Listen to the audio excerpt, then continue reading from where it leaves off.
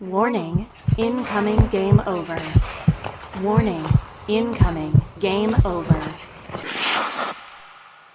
Hello and welcome to Game Over Calgary. And as you can see, it is the return of James Johnson as the Flames fall. Warning, and I've got incoming game over. So you're hearing the intro all over again.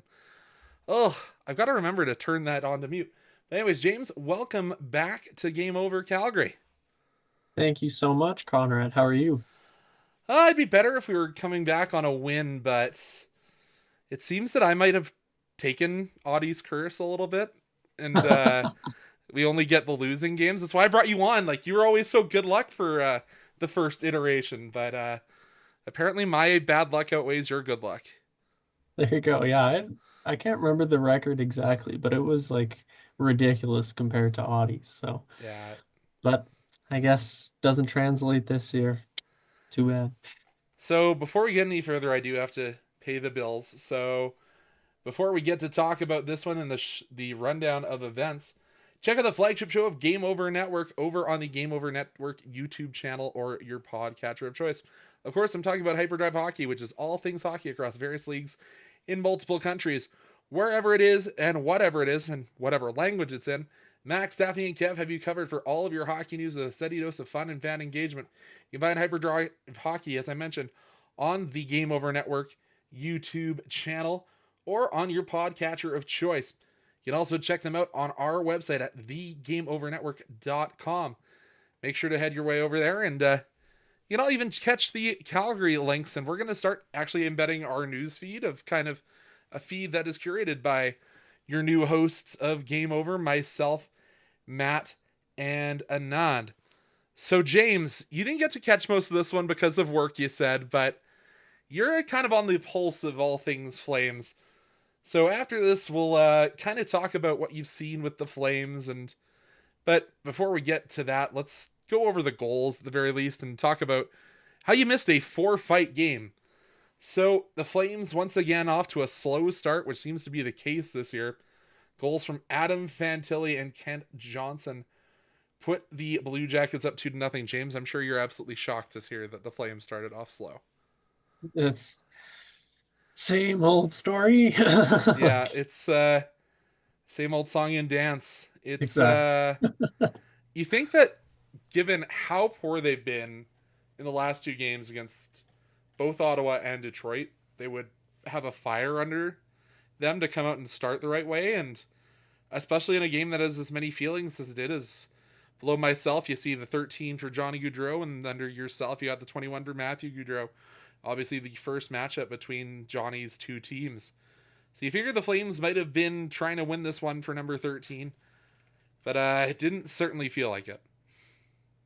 No, and like it's a common trend that we've seen pretty much through every game this year where you can kind of just take the first couple periods off because they really only show up for the third, and obviously give them credit. They are coming back in games and they're not giving up. But like you said, it would be nice if they put in the effort tonight after a couple not so great games on the road so far on this road trip. But 1 I point in guess, 3 games now. yeah, not great, not great at all. So it's difficult with what was it, a 1 p.m. start or a 2 p.m. start?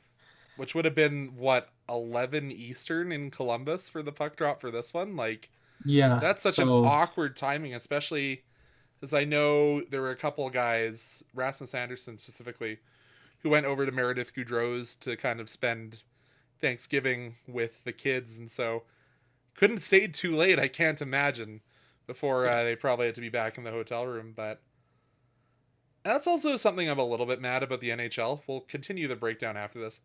But having the first game between Columbus and Calgary after the tragedy in the offseason, not bumping this back a little bit to put it into prime time and get more eyes on it, especially in Calgary, because a lot of Mhm. people are still at work watching this. Yeah. So it's tough. Obviously, it's a holiday, Black Friday down in the States. So I guess if you're working retail, there's no way you're gonna watch this game. But it's just tough on the NHL to not put this in a little bit more of an accessible time slot. Yeah, Yeah, and it's too bad that, like you said, I wasn't able to watch this game. I think a lot of people probably weren't able to watch this game, and by all accounts, it looks like it was a pretty interesting game to watch, which I don't know if you can say that for many of the Flames games this year. So yeah, especially not on the road. Um, as I see Primetime Klein in the chat, we had to break down. You remember that Seattle game earlier in the season? That kind of had a similar undertone to this game, but a little bit more feisty, and we'll get into that here in the second period.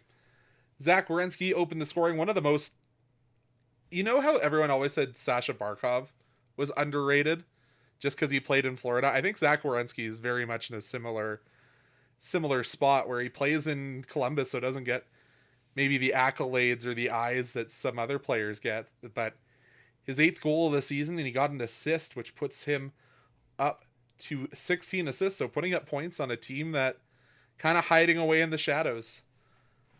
yeah, whether it was injuries the past couple of years or playing in Columbus, like this guy does not get enough credit. It seems like every time you watch him, he's dominating, just dominating a game, but he gets absolutely no credit. Like I haven't heard any talk of him being on the U.S. Four Nations team. which Like which is criminal. it is, especially the U.S. has a lot of good right shot defensemen. They don't have a lot of good left shots, so he should definitely make the team. But yeah, But getting that Columbus cloud, I guess I'll call it, over that's a good one. him. I like that. So, and this happened just after a fight between Martin Pospisil, who I never like seeing drop the gloves, knowing his concussion history, taking on Jake Christensen, and was a decent tilt. I think Christensen, if we're going to go on hockeyfights.com, might be handed the win. But that wasn't the only fight of the period, because Matthew Olivier absolutely hits Joel Hanley right in the numbers. Should have been a 5-minute major and an ejection. Gets Wow. downgraded to 2 because it was originally called the 5. And then he has the fight with Braden Pahal stepping up. Or no, Pahal had the rough. Once again, Martin Pospisil fighting one of the toughest guys in the league when he's Really? already wearing the concussion preventing visor. Like, do we not have someone else that can maybe fight maybe the last of the goons in the NHL? Like, is there not somebody else? Well, we see someone else step up a little bit later in the period, but I just don't think it should be Marty Party going into battle there. Like, No, no, especially like you mentioned, his lengthy concussion history. He's missed a lot of games it's in the not AHL, quite especially. Eric Lindros, but it's starting to get there. Yeah, yeah, exactly. But again, like if he wants to step up for his teammates, that's something that should be commended. So, but Cautiously commended. yes, as you said, it would be nice that if it was somebody else, and we do see that later on in this game, so that's good. Yeah, and Braden Pahal kind of pulled Olivier off because Olivier started throwing punches before Pospisil had even dropped the gloves. So Pahal kind of comes in, gets the rough. I thought it might have been more because you don't ever see that, a guy stepping in and kind of wrapping his arms around someone in a fight. I think it's kind of that player's code, but I think Pahal just said, "You're destroying this guy that you've got 2 inches and 40 pounds on," because Pospisil is not the largest human being on the planet in terms of thickness. Like, he's no Ryan Lomberg. I've been in the gym every day of my life. So yeah, that was the second fight of the period, and then there is a goal between then and the last fight, which was Blake Coleman standing right on the top of the crease and just tucks one home after the Columbus Blue Jackets defender couldn't get rid of it. Can't remember who it was on him. Number 2. I can never remember roster names and numbers. You think doing play-by-play I'd be better at that, but it was Christensen that was in front of him, and he whiffed on it. Coleman tucks it home, and the Flames have life. And I said at this time, of course, the second period would end 1-3 because Johnny Gaudreau 13. Just a little sign from up above that Johnny was watching. in my mind. And then the wheels kind of fell off. Adam Fantilli, after the Flames screw up and once again just absolutely put a muffin of a pass, and Dante Fabro knocks it down and goes off to the races. 2-on-1, Marchenko and Fantilli makes no mistake. Beats Dustin Wolf, who nearly got there. Like, that's the athleticism of Dustin Wolf. Even though he's only 6 feet tall, nearly gets all the way across to stop Fantilli. And then another power play goal. At least something is starting to click on our special teams. And Nazem Kadri gets off his schneid. Assist to Pospisil, and Dustin Wolf, his second career point. Love to see that. But then Kirill Marchenko, they did him and Voronkov going down on the empty net. They kind of played tic-tac-toe, and Nice. eventually it had to go in the net. They had no one between them, and Marchenko was the one who was eventually going to get it. Assist to Zach Werenski there, and that's all she wrote. But yeah, I talked about that one other fight. Ryan Lomberg, he got fed his lunch of knuckle sandwiches by Matthew Olivier, and I understand that's why you bring a guy like Ryan Lomberg in, but when you're giving up 5 inches and 30 pounds, maybe he isn't the guy either. Unless you're like thinking that he got paid his contract to go eat knuckle sandwiches, then maybe. There you go.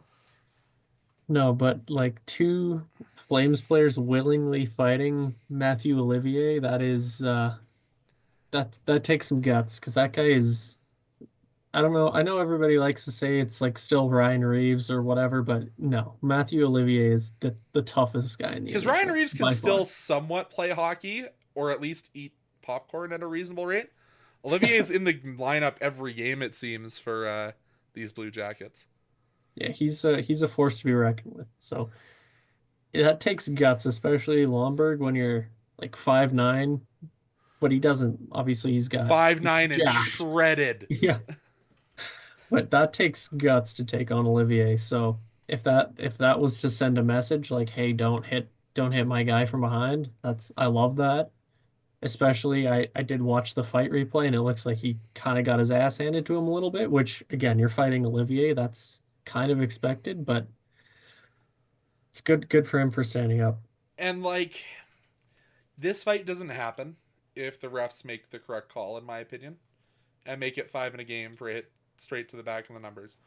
Obviously, we saw Hanley come back for the third period, so that's a positive, but the results shouldn't be what determines a penalty when you're taking strides into a guy's numbers. Like, do we need to go back to the days of Pee Wee and put the stop sign on the back of jerseys? Like, it feels like that sometimes. We've seen a number of these hits where it's just like, if you have a brain, that doesn't happen. Yeah. Like, Yeah. or if you have empathy for another human being, regardless of what jersey they're wearing. And the other near fight we had was Elvis Merzlikins going after Mackenzie Weegar after he felt Weegar had taken a few too many swipes at a puck that was covered, and Weegar got a couple blockers to the face, and I know those things aren't designed for fighting, but there's still I don't know what they have inside of blockers these days, but it's still a fairly secure piece of padding, and taking a couple of those to the jawline isn't going to feel very good. Yeah, that would not feel great. No. Not at all. Especially from a guy who's apparently as crazy as Elvis Merzlikins. Like, I don't think we're talking full-on Jordan Binnington, but a guy who's... Goalies always are a little strange, but some of them are just a little bit stranger than others. Yeah. Yeah. He's a bit of a hothead. Like you said, not Binnington level, but he has a little bit of that goalie spice or something. I don't know what it is. The spice must flow. But other than that, just to look at a couple of the other stats, the Flames actually went 50-50 in the face-off dot for once this season. They didn't win the face-off battle, but they tied it, and that's more than we can say for the 40% average Calgary Flames. Leading the way in that regard, I do believe, was Michael Backlund. Backlund, where did he go? Rocking a 68%. The guys who also had some high numbers, Sharangovich and Coronado, had to come in and take some draws. And then Justin Kirkland, who only had 1 minute and 5 seconds of ice time in this before he left with injury. The shootout specialist leaves after only 2 shifts, but at 100%. Guy who struggled today, Nazem Kadri. He was at 43% in the dot, but ends the day on a -4. But plus minus is a garbage stat anyways, but when you're -4 in a game like this, that says something that the advanced stats, I'm sure, will come out to back up. So we're going to go to second period where we're going to talk about some of the guys who are struggling, and I'll let James kind of take over there because James has a lot more of an analytical mind than I do. But before we get there, the Game Over Network is an independent production focused on community inclusion and quality people and quality guests. If you're interested in supporting the Game Over Network, we have crowdfunding options available in the description of this episode. You'll find a link to our Patreon, and we're also working on a page through LaRouche, which I've heard may come in the new year. This is a crowdfunding platform that is for companies originating in Quebec like Game Over. For LaRouche, we're aiming to raise $15,000, so we hit that goal. We'll gain access to some governmental grants that will allow us to employ more people full-time. If you have any ideas for what you'd like to see as giveaways or other events from these crowdfunding efforts, let us know in the comments. Oh, excuse me, got the hiccups. On Twitter, Instagram, Blue Sky, or our Discord server. James, are you on Blue Sky yet? I am. It's so much more sane over there than the last few months of Twitter. Yes. A little bit more peaceful. Yeah. Yeah, it allows you to filter out some of the crazies. But anyways, we said, obviously, not liking the fact that Justin Kirkland only played 1:05 in this game.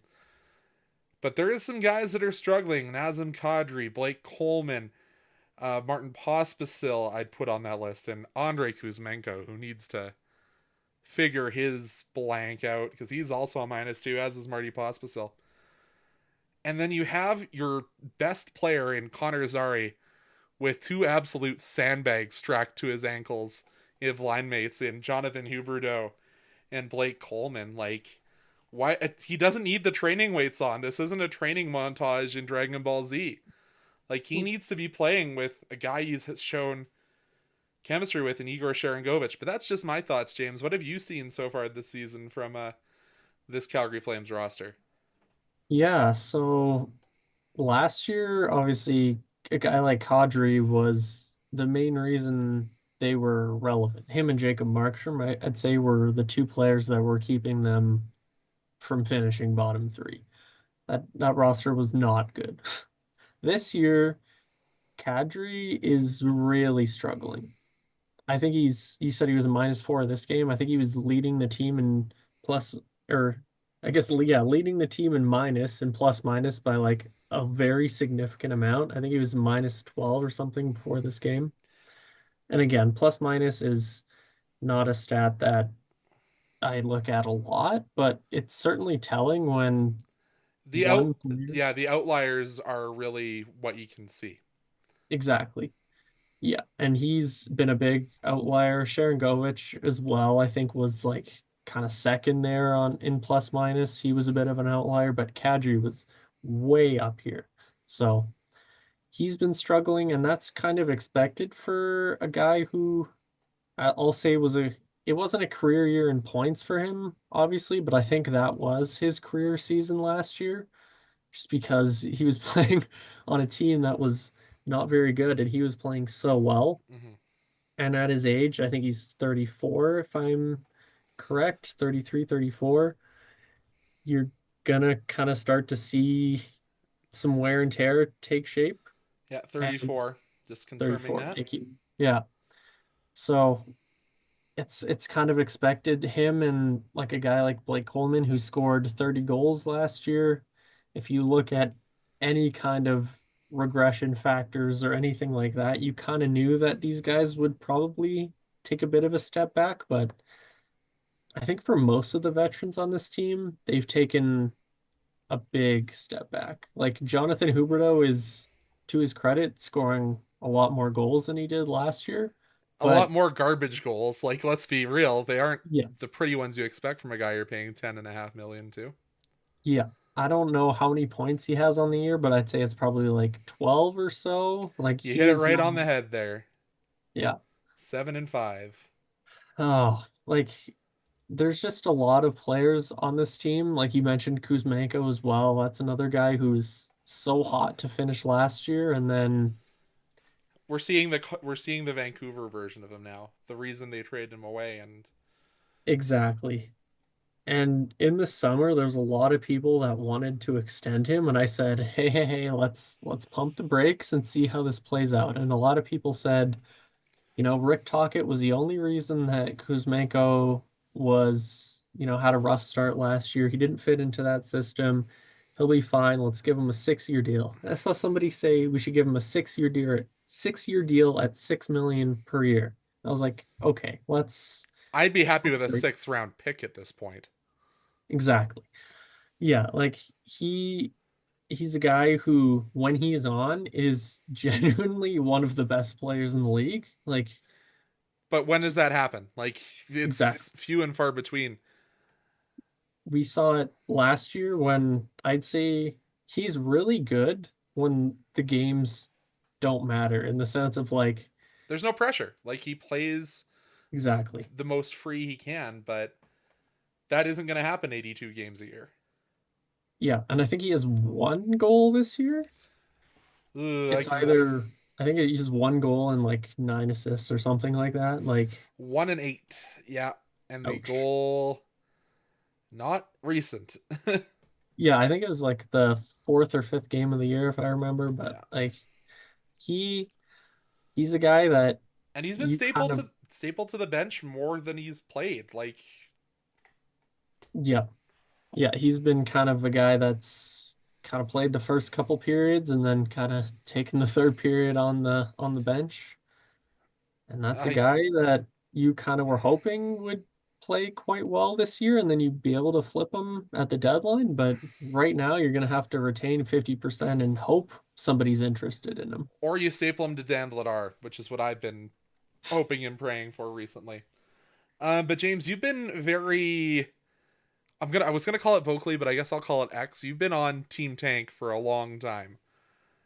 Seeing the results on this road trip after the first 3 games, after that 4 game home heater where both goaltenders played out of their minds, played some of the most positionally sound hockey that the Flames have played since the COVID lockout. I'll put it at that. Are you still on Team Tank? Do you think that's where this team needs to be? Even though we're still at second in the Pacific as of right this very second. Yeah, like it's tough. Team Tank always sounds bad because it sounds like I'm actively cheering for the team to lose. In reality, I just kind of watch the games and just kind of evaluate and see where they at. I don't necessarily cheer for them to lose. They've obviously surprised me and superseded my expectations by a lot. I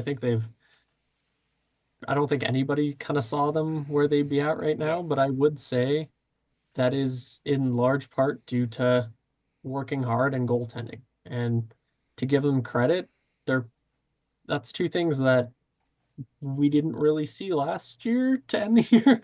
Dustin Wolf was not good. Dan Vladar was not good after Markstrom left. Dan Vladar also was playing on one leg. Let's Yes, call that's a right. spade a spade.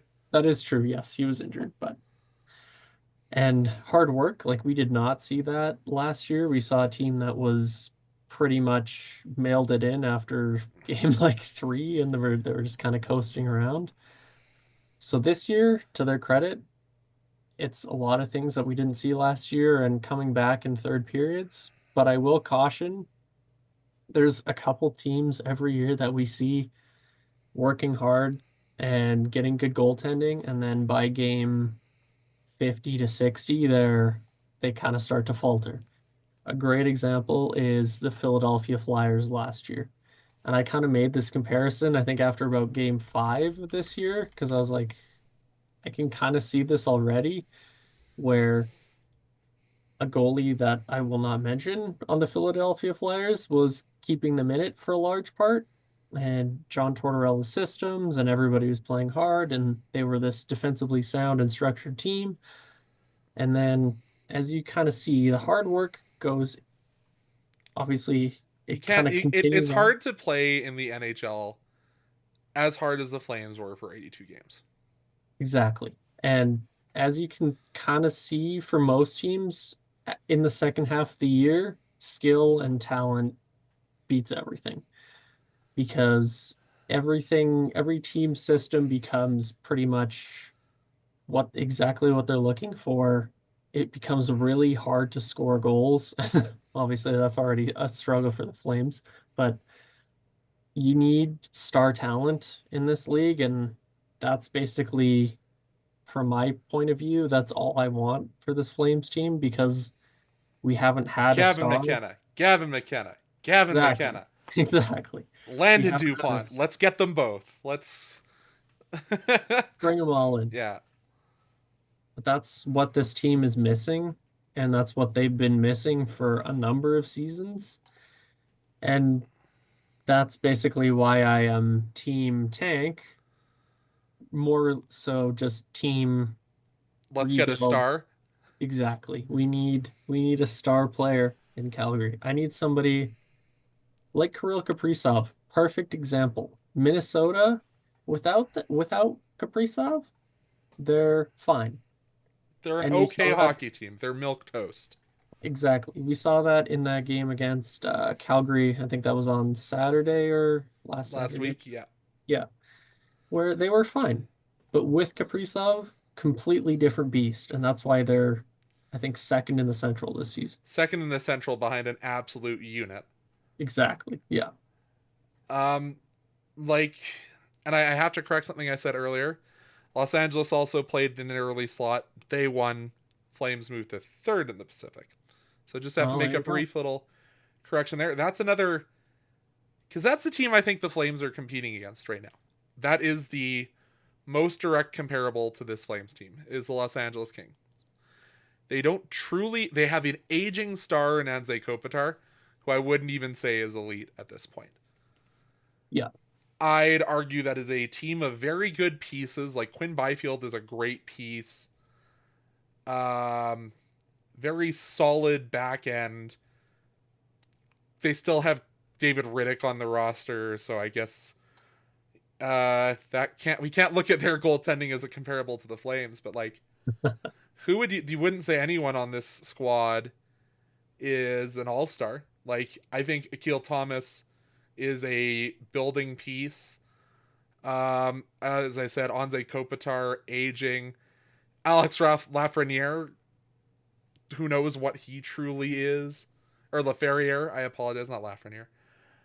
Kevin Fiala, good piece. Quentin Byfield, I have a lot of promise for his future. But it's another team that's going to be in a similar spot to the Flames, and I think that's the team we're going to be battling for that third spot if this is what continues.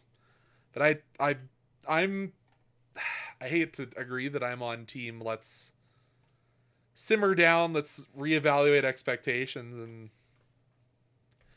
yeah, this has been fun, and it's been way more fun doing Game Over when it's been at least competitive games. But I think if we can play and be in games and lose games 5-4, or have a goaltending battle and lose it 2-1 heading down the stretch, I'm not going to be upset with that. But Tokay number 1 brings up a good point. This is the team that we see in Columbus. Outside of Zach Werenski and Sean Monahan, there has not been a lot of good there, and we just lost to that. I would say we did see, I think Fantilli had 2 goals and Kent Johnson had 1 goal. And all I will say is those guys are both former top 5 picks. So, Top 5 picks that were picked up for rejuvenation projects. well, Fantilli No, was Fantilli was drafted. third overall, Yeah. I think.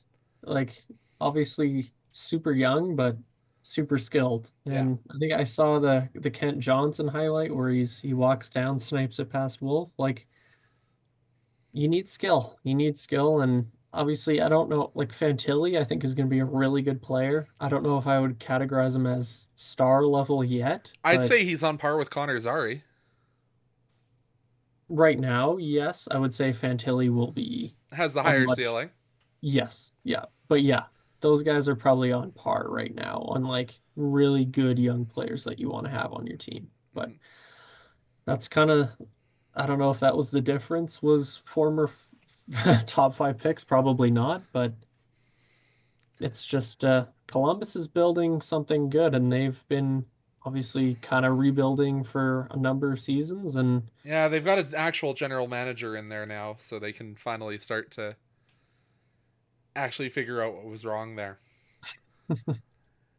But before we head into the third period where we're going to talk about what positives you've seen from the Calgary Flames, James, I got to get through one more ad read here. Game Over, like this show, has you covered after the game, but in order to get you ready, you got to watch and figure out the news of the goings on of today. So you got to go watch Game On Hockey. It's a short form daily news podcast covering everything you need to know about the hockey world in under 10 minutes. Hosted by Game Over Edmonton's Graham Mossman, Monday through Friday on the Game Over Network channel or on your favorite podcaster. It's fun. He does a lot of fun stuff. It's not all serious hockey news. It's got a fair share of humor, and Graham's a great presenter. So head on over to the GameOverNetwork.com to check that one out. And Game Over Calgary will be returning, as I've said, every show. We're just working on some of the minutiae behind the scenes. So you'll see more of this beautiful face as well as Anand Unnithan. We'll bring that back soon. So as we head to our third period, let's put some shine on some Calgary Flames, and I think we got to start with the man I mentioned. Connor Zary finally scored the other night, but man, he looks good every night the Flames play. he is so good, and like didn't make the team last year. Everybody was kind of like, will this guy even be an NHL player? He will be an NHL player. He is so good. And especially once they've shifted him to center, like he was fantastic on the wing. He is equally as good at center. With all this talk that the Flames need to go out and get like whatever the center because they're whatever. I don't know. I don't They're really all still left-handed, so I do think there's an argument to bring in a right a shot. middle Yeah. six right shot center, but Roger McQueen. I didn't say it. Maybe. No, but like I do understand like Kadri and Backlund aren't getting any younger. Like it's definitely a position that they need to address going forward, but Connor Zary has made it pretty easy on Flames management that they don't have to go out and make a deal that they don't really want to make because he has been pretty much a rock star in every game. He's consistently a guy that I think is trying his hardest or at his level pretty much every night. He can deke around guys like the best of them in And this league. through them too. Like we've seen him Yeah. do a couple, to steal a soccer term, nutmegs where he's going between defenders' legs. Like it's been great. It's been fun to watch, and obviously the goals aren't probably where he'd want them to be, but Mhm. the glimpses are showing you enough that you can be confident that this guy is an everyday NHL player. For sure. Yeah. And I think his contract is up this year or after the season. That's a guy that maybe you consider giving a long-term deal to because he's, I think, in a very short time become one of your most important players or one of your foundational players. And Take the like six by we six people wanted to give Kuzmenko and shift it over to Connor Zary. bingo. Bob's your uncle. Love it. Let's do it. Sign on the dotted line. I think both player and team might be happy with that. And another player I've been happier with, he was a -2 today, that I think is kind of an unsung.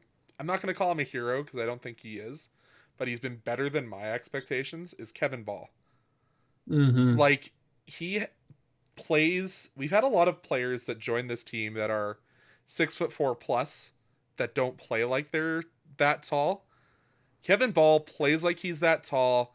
He's that physical, and the reach of that stick has been so impressive. Like, even if he doesn't have the foot speed to catch up, he's getting stick on stick and knocking away so many more pucks than I even expected. I think low key, he's been one of the better defenders for this team all year. Yes. He's been so freaking good. Like him and Rasmus Anderson have been probably the like Dustin Wolf, I think, has been like the best part of this Flames team. I'd say the Ball Anderson pairing has been a very close second. And when he was acquired from New Jersey, a lot of people didn't really know anything about him. A lot of people compared him to Zadorov right away because they're both 6'6" Yeah. defensive defensemen, obviously. But yeah, he's But one of them when wants to you be here. I yeah, think that's a big difference. yeah, exactly. And one of them doesn't try and throw a hip check and then put himself out of position, leading to a 2-on-1 going the other way. But one of them has a little bit less personality, so Yeah, that's But fair.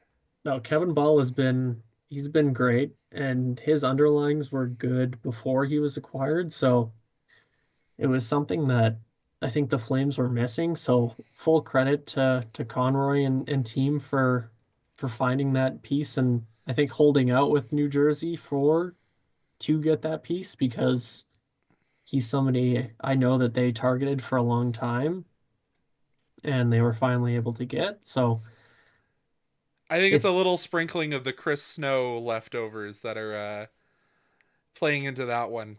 Got to give credit to Snowy for putting this analytics department together and actually bringing this team into the new era. yes. Yeah, So for sure. smiling down from a place on high today, seeing that a guy that like a lot of people would have given up on previous to advanced analytics because they just saw big tall guy that isn't hammering slap shots or drilling guys into the boards. Yeah. And the Flames were missing a defensive defenseman with Chris Tanev. Once Tanev left, the Flames kind of deflated last year. Their penalty kill went to nothing pretty Not much. that Like it's much better this year, but that is true. But having the defensive presence that they needed a guy like this, and he's been way better than I think anybody even expected, probably even management, even though they really liked him. Like, I don't know if they would have anticipated that he'd be playing top pairing minutes for them all year, or mhm. I guess through 24 games or whatever we're at now. I think it's 24. Yeah, Nice. Look at me. I'm you're guessing all these. you're proven like Mike Gould. They're just stuck in there. That's high praise. Trust me. Um, but yeah, the Flames going 33% on their power play today. And obviously, as I said, 100% technically on the penalty kill, even though there was only one opportunity. And I think guys like Ball have been a huge part of that. Um, a guy that's we didn't mention him in our struggle bus segment, so I think we're gonna actually have to like just kind of put it in reverse a little bit. And Mackenzie Weegar Hmm. logged nearly 25 minutes today. Obviously, losing Joe Hanley for a little bit of time today adds to that defensive number, but the last three games he's looked like there's something just a little bit off. Like I've said that about Blake Coleman last night because I mentioned it on the radio broadcast that he skipped the optional morning skate the day before.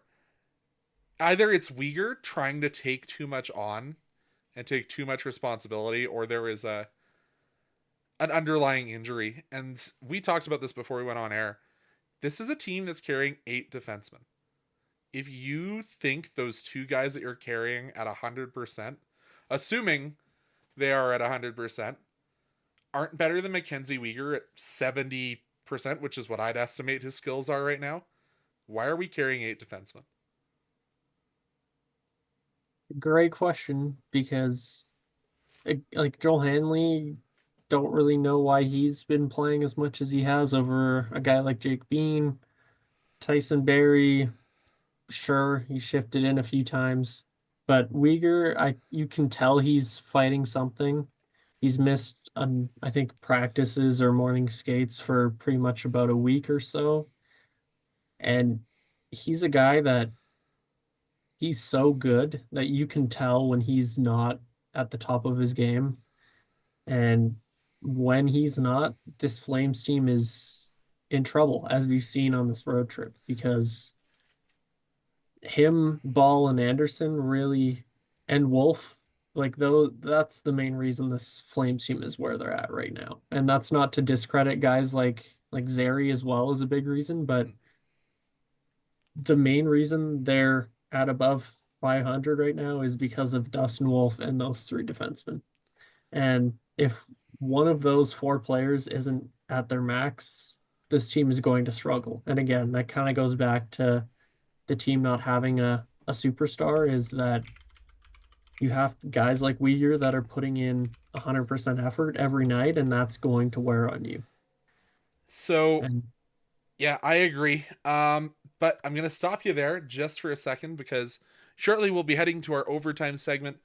We got a couple questions in the chat, but I'd love to see a few more, even if that's coming from former host Peter Klein. Wink, wink, nudge, nudge. I'd love to have a couple extra questions here because James is a super busy guy. Don't get to pick his brain very often. So you have questions for James and maybe myself, throw them in chat. Because we'll have one more player to talk about who we've kind of, everyone knows who the star of this team is, but we're going to talk about him a little bit more. But just asking for your questions, comments, and further for overtime. But now we'll put the shine on the man wearing the mask. Not the Johnny Gaudreau tribute mask that Dan Vladar debuted today. Did you see that on Twitter? Or X, I guess? did. Yeah, that Oh, was awesome. made me cry. I cried 4 times in the game today, by the way, folks, for anyone who has had betting lines on that one. But yeah, Dustin Wolf, the man behind the mask. Do you think he wins the Calder? I'll start off with that question. The hardest one. Oof. I don't pull punches, James. I don't like being a contrarian because I feel like I'm a contrarian for a lot of Flames topics, and people just hate me because I like to be as real as I can, and people are like, "Why don't you cheer for this or why don't you cheer for that?" I'm like, I'm a realist. Sorry, I'm gonna say he doesn't, and that's just because I don't think this Flames team can play capable enough in front of him that he'll be able to hold up these performances. Like, And Macklin Celebrini is starting to turn it on in a big way down in San I Jose. was just gonna say that. I think he scored another 2 points tonight or something, or today, Yeah, because it's the so games are weird. at 12 p.m. for some reason. But yeah, no, I loved watching Macklin all throughout last year. Wanted him so bad on the Flames, but that didn't work out. Nope. But I think he'll, if he stays healthy, I think he'll probably win it. You have Mitchkov as well. Brant Clark has been great for the LA Kings with Drew Doughty's absence. You have Logan Stankoven. Like, there's a lot of good players in the hunt for the Calder, but I think right now Dustin Wolf would win it pretty easily. I think probably him or Mitchkov would be the betting favorites right now. But if Wolf can continue to even put up like 9-10, a 9-10 save percentage for the rest of the year, like he should get the Calder hands down. Just be just because he has to play on this Behind Flames team. whatever this Flames team is. Because I know on the broadcast they were talking about how the Hanley Pahal pairing was one that the Flames coaching staff was putting big faith in. I'm like, what game are you watching here, folks? I enjoy Brandon Pahal. I think he's probably the Good. 5th defenseman on this team. Yeah. But is he a good 5 on any other team? Probably not. He's probably a 7 on 30 of 32 other teams. Yeah. But yeah, so looking at the wonderful site that is Money Puck, goals above expected, Dustin Wolf with goalies that have played at least 10 games, which is my criteria. He is 11th in goals saved above expected, and he is 8th in goals saved above expected per 60. Like, Nice. those are numbers that very few guys can hold up for a full season. Other guys Exactly. that are doing that right now is Connor Hellebuck, who's a little bit better. He's at 12.1 goals saved above expected. That's a guy who's going to likely win the Vezina this year. So let's extract him as a data point.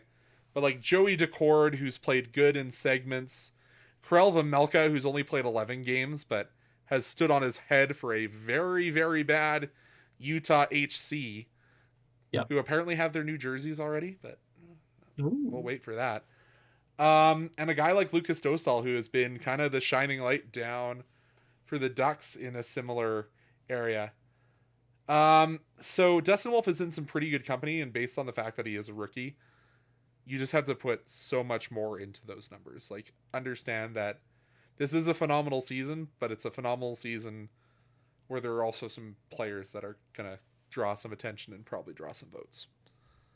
Yeah, and that's another important thing to mention is he does play in Calgary and he has been getting some recognition over the last couple of weeks I saw, but the reality is that unfortunately he's People not don't watch in this team. exactly. Like, Another thing going back to this team not having a star. But no, it's a smaller Canadian market. It's not in the US. That's kind of the unfortunate part. Same as we mentioned Zach Werenski in Columbus. Like certain guys just don't get the ultimate credit when it is due just because they play for the teams they play for, but it is what it is. my hope is that he doesn't get screwed out of a award by a certain Easton voter putting all these other names on and leaving him completely off the card. We've got a little bit of trauma there as Flames fans, as Jose Just Theodore. just a smidge. Yeah, see, they have all the trauma of the older generation about Lanny McDonald. We have the Jose Theodore, Drew McGinley trauma. That is still insane, by the way. Like that is How he misses out because one voter kept him off completely. it's just bizarre. Like that should not have happened. Like I don't know if that guy lost his media credentials, but he should have after that. He probably didn't, just knowing the NHL and knowing just what goes on. He probably didn't lose his credentials, but that's just anyway, that's just But after that, we will head on over to our third period. And James, I'm going to have to hide your face here for a little bit. I apologize. Because we got to talk about merch. What better way to support something you love than by rocking his clothing? Game Over's apparel line has dropped with 3 unique designs, whether you feel the nostalgic pull of our retro skater design, which you can see on the mug there, whether you want to make a statement with our established tee, which you saw earlier, or if you want to go with the live and die by the goalie like the Calgary Flames seem to, which is right next to me right now.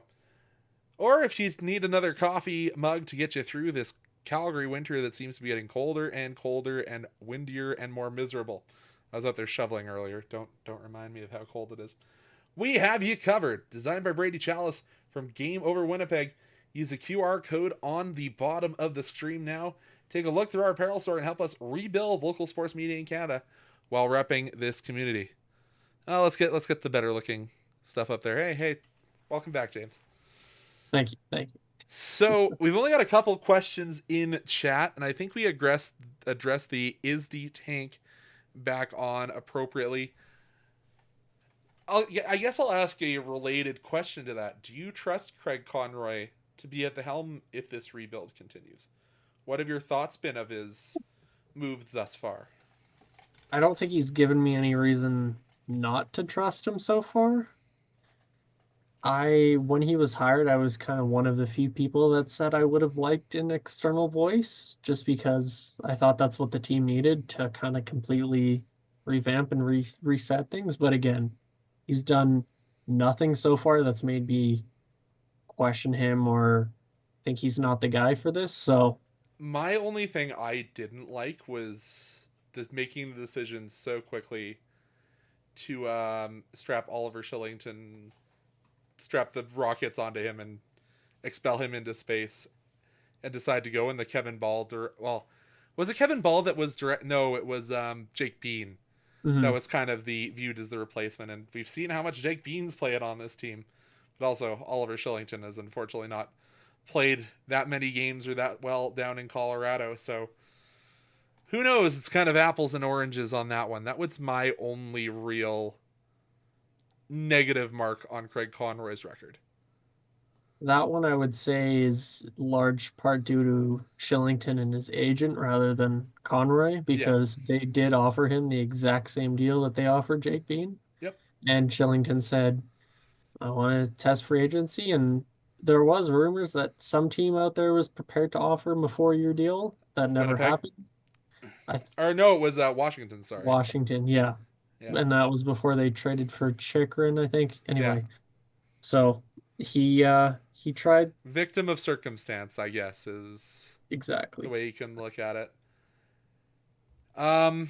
So yeah, I guess as we said, we're not fully on Team Tank and not cheering for this team to lose, but we are. James claims to be a realist and recognizing that the Flames might not be the best team out there, but happy to see them compete is the way I'll frame it for you.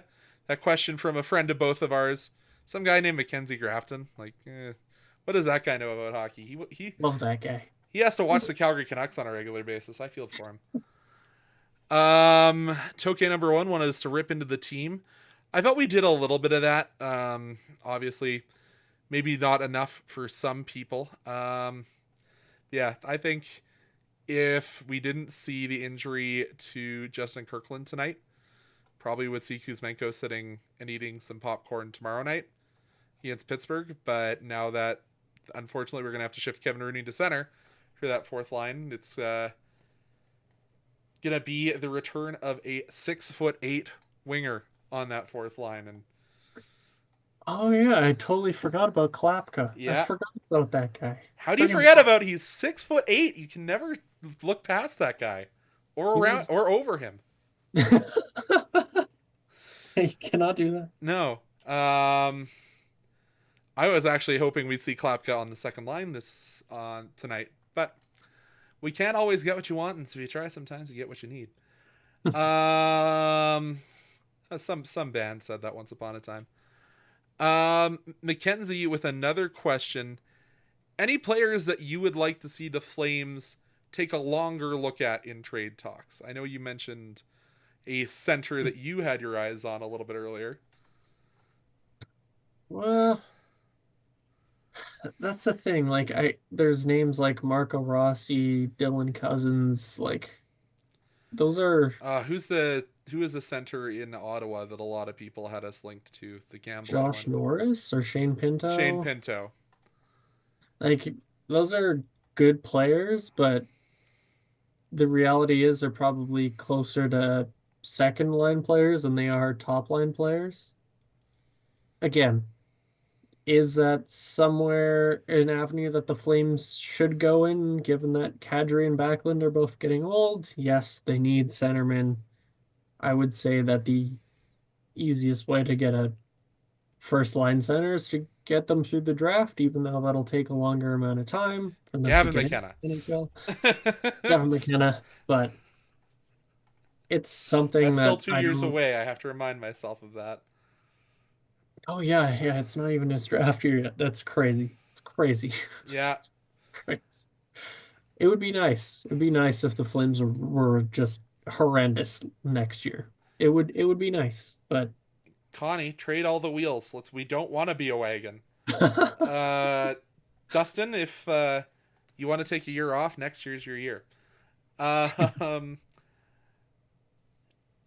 guess if the Flames goaltending tandem stays hot, do you see the Flames re-signing Dan Vladar? This was a conversation on the fan feedback line last night of people starting to feel that, this could be the tandem of the future for the Flames. Does that make sense to your head more than maybe trading away Dan Vladar for assets? I think it would depend on what another team is offering. I know Frank Saravalli, who's not the best insider out there, but he said the price the Flames are looking for would be a second round pick, which I think kind of aligns with what past goaltenders have been moved for in his range. And Devin Cooley's been fantastic for the Calgary Wranglers and best interview out there, best personality in the league. And Love the guy. And let's say worst case scenario, we trade Vladar and Wolf gets hurt. I actually think Ignatiu is not the worst backup goaltender emergency in the league. Like, exactly. He's been playing okay in the A as well. So, but you have to think in a Wolf trade, you'll probably see that kind of third goaltender have to come back just because that's the way goaltending trades seem to work. There Yeah, always like seems to be a third guy in that's kind of, well, we just don't want to pay this guy, and or he's our goaltender that we signed in the off season that didn't pan out. That seems to come the other way. but yeah, Vladar is like a he's like a perfect 1B kind of guy, like backup. Like if the Flames get offered like a sixth round pick and they want to extend him for another year, no problems with that. But you But see teams if like you see Carolina come in now that both of their starting goaltenders are exactly. injured, and that's a team that wants to push for the playoffs every year, and if they say here's a second or a promising prospect, I am still on the train that Dan Vladar needs to have bags packed and ready to go. I Yeah, don't know what the talks were in the offseason if he was offered an extension because I think he could have been extended. No, yeah, because it would. This is final year, so he could have yeah, that's right. He talked probably could have. extension. I think probably both sides just wanted him to get healthy first. Yeah, I didn't hear that there were any contract extension talks or anything like that, but maybe there were. But yeah, if a team offered me a second round pick, I would probably do that. And then a Wolf Cooley tandem makes me extremely happy just for both on ice product bottom and 10, bottom 10. honestly, like Cooley, he might even be better than Vladar. Who knows? Like that would just be a tandem that would actually just make me excited to watch the Flames on any given night, which doesn't happen very often these days. Would you I have love that. regrets though if we trade away Dan Vladar and he turns out like someone like an Alex Lyon where he just needs an opportunity? Yes and no. Like I think he's had that opportunity in Calgary though, especially this year, Mhm. even though the Flames kind of gave him harder matchups at the start of the year. But if he takes off somewhere else, it is what it is. Goalies are kind of voodoo. Like you saw, Aiden Hill was traded from San Jose to Vegas for like a fourth, and then now he's their starting goalie, won a Stanley Cup. Like Yep. it's that's just kind of the risk, I guess, when you trade away a goalie is this guy might become the next Igor Shesterkin or he's out of the league in 3 games. Like who Yeah, knows? like if you have to look back to the Flames, what did we give up for Mika Kiprasov, right? Like that was a Exactly. bag of puck steal. And we can never badmouth former Calgary Canuck Aiden Hill on this program. Team Canada Four Nation goalie, starting goalie. It's possible. Let's Did, ride. does Mackenzie have to buy him a jersey and mail it to him for the Four Nations? If he starts, he give him the goal Calgary Canucks the last time he's played for a Canadian team. Let's say yes. Let's do it. Mackenzie, we'll set up the GoFundMe for it.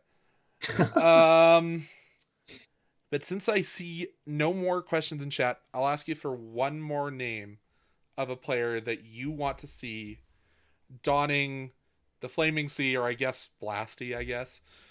What one player you have your eyes set on that is like, I want this guy as a Calgary Flame?